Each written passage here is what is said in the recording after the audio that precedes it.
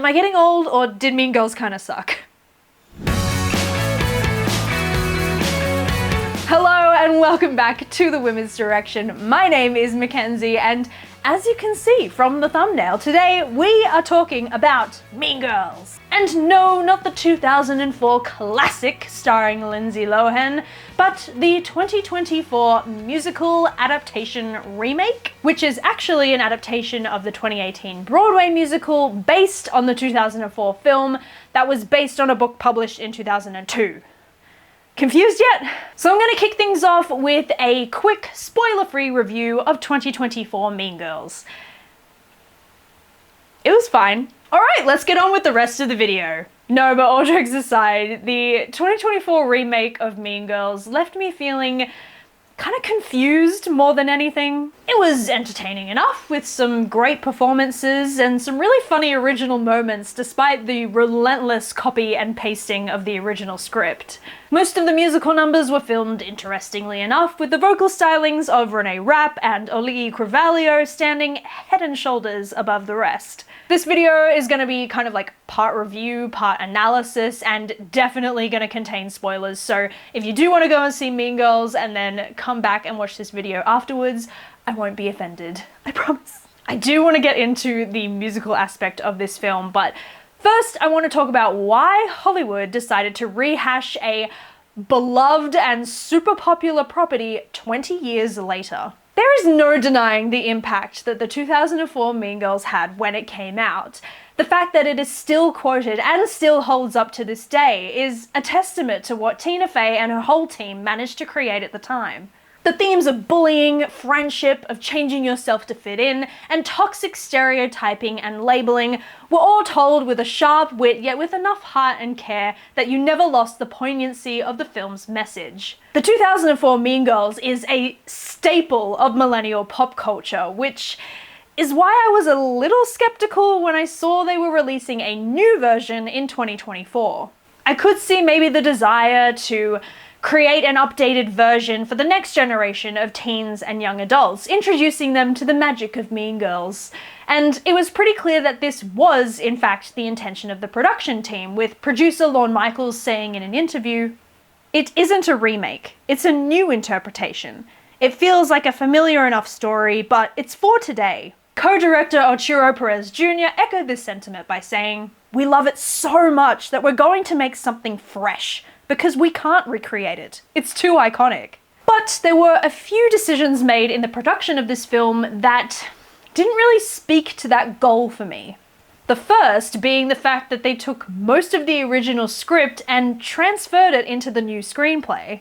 I think there's something to be said about the nostalgia of hearing a pretty iconic line given a little nod in a fresh adaptation, but I think after about the third recognizable line, I was just like, oh, they're just doing the same script again. And after I realized this, the delivery of those once absolute zingers just became hollow, like a bad impression, losing everything that made them unique and oh so quotable in the first place. Because whilst the 2004 script was brilliant, what really made those lines sing was the delivery, and the 2024 Mean Girls just didn't have the same punch in the delivery. Hearing "she doesn't even go here" delivered as "she don't even go here" just doesn't hit the same. No matter how brilliant Shaquille Spivey was as Damien. The thing that disappoints me most about this was that Tina Fey was actually a writer on this new version as well, and honestly, the few fresh one-liners that were included were so good and they made me laugh the most. It felt like a missed opportunity to give these characters new quotable lines or even new personalities that were just inspired by the original source material. And look, it's not the production team's fault, but none of them are Gen Z, so some of the updates to the source material did feel a little hello fellow kids for me. Which brings me to the second aspect of the film that I felt really didn't align with the production team's intentions. The introduction of vertical shots as if speaking on a phone, and montages of characters making TikToks to talk about all the drama going on, plus costume pieces from Cider, firmly placed the film in the modern day. However, these inclusions all felt like what someone thinks Gen Z is, rather than accurately capturing the generation. I would hazard a guess that Gen Z is sick of seeing themselves represented in the media solely by TikTok. Is there nothing else that defines this generation?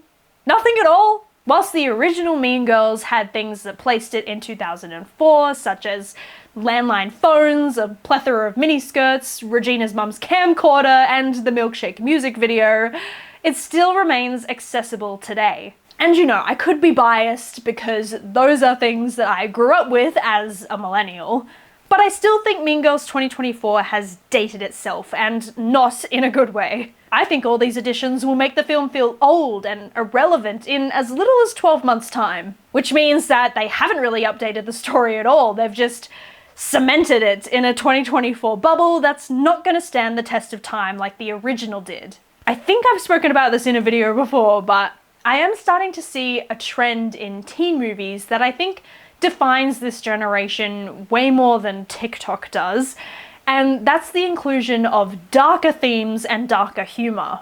Films and TV shows like Bottoms, Shiva Baby, Do Revenge, Euphoria, Riverdale, even Saltburn all include new elements that deal with the darker side of coming of age.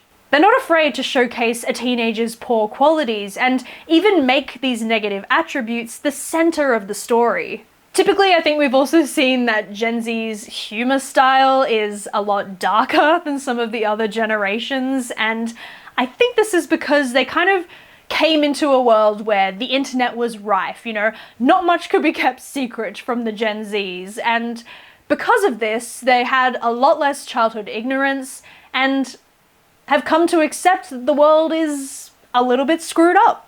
For a real world example, my Gen Z sister, when she was like 10 or something, her and her friends were just absolutely obsessed with that Dumb Ways to Die song. Like, obsessed.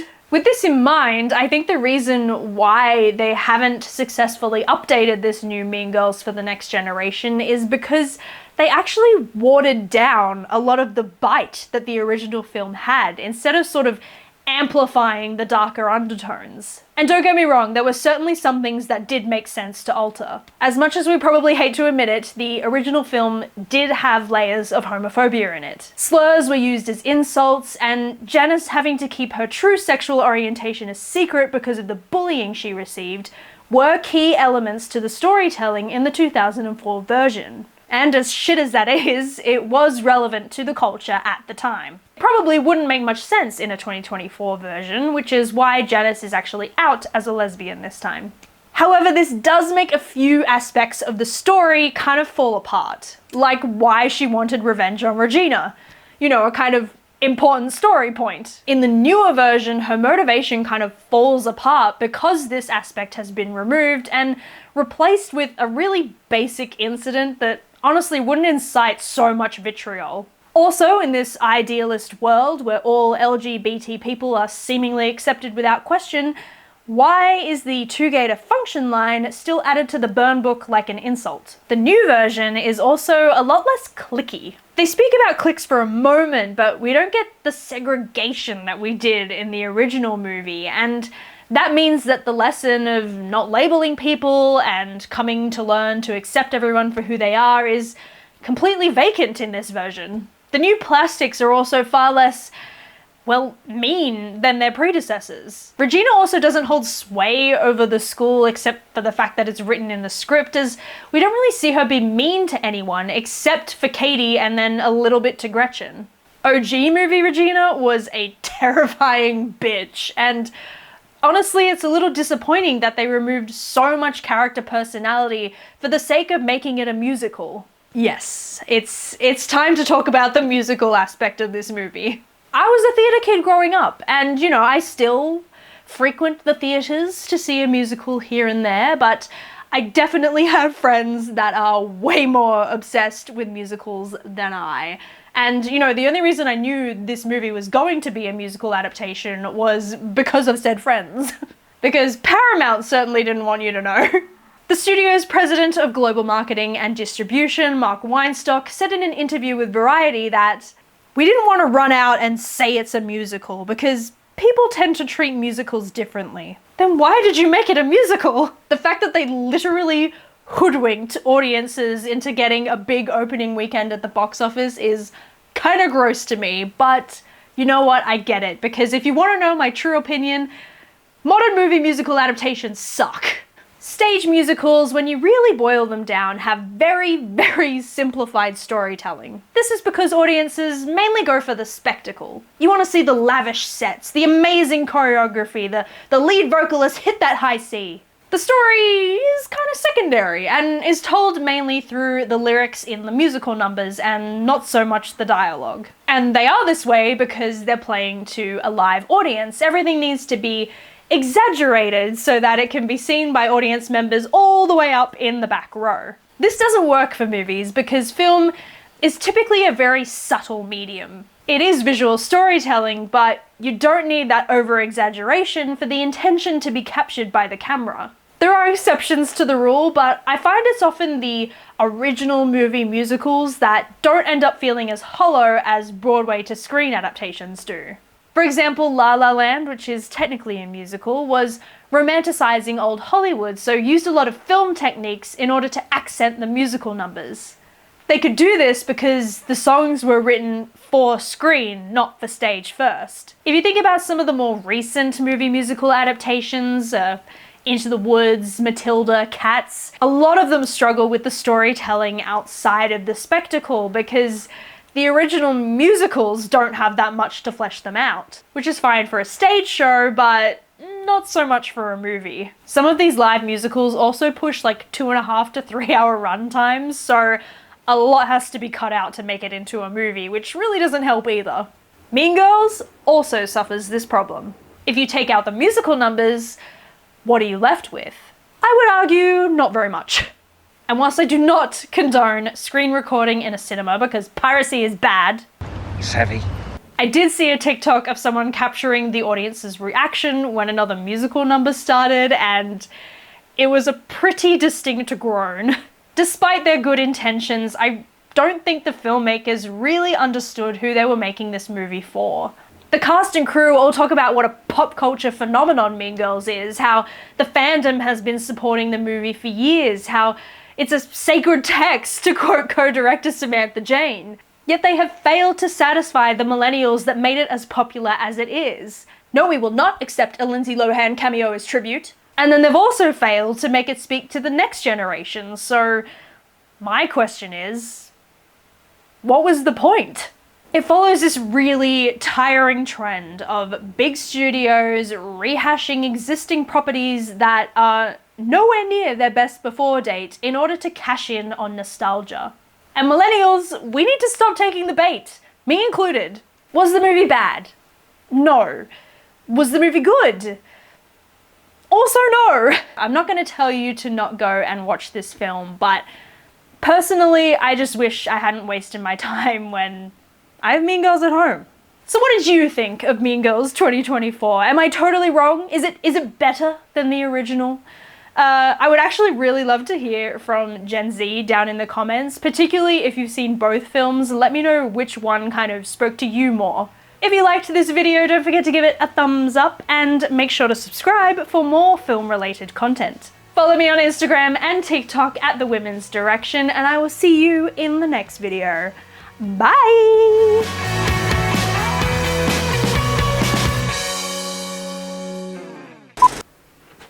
God, I had a moment where I thought it wasn't recording.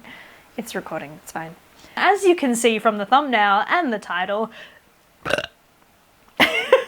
I'm a big advocate for allowing mediocre are all things that transcend time and space.